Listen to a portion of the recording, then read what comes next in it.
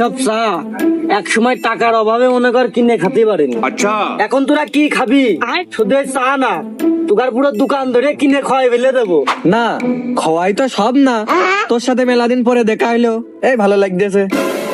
পড়ালেখা তো বেশি একটা ভালো করতিস না, ওই দেখে দেখে আমারটা দেখে দেখে পাস করতিস। তাকে এখনো সে বাপের হোটেলে বসে খাচ্ছিস নাকি কিছু একটা করতেছিস?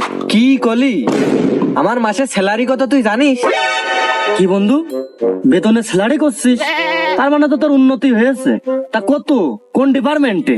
হ্যাঁ, আমি আছি ওই খনিজ সম্পদ বিষয়ক মন্ত্রণালয়, ওই ডিপার্টমেন্টটাই বর্তমানে আছি। কি করলি বন্ধু তুই? খনিজ সম্পদ বিষয়ক মন্ত্রণালয়? তা তোর কাজ কি বন্ধু? হ্যাঁ, আমি আছি, সিমেন্ট বালু এগুলো নিয়ে গবেষণা করাই হলো আমার কাজ। হও কি বন্ধু? তা তোমার বেতন কত? জয়েন করেই 50,000, 2 বছর পর প্রমোশন হলে 1 লাখ হয়ে যাবে আর কি।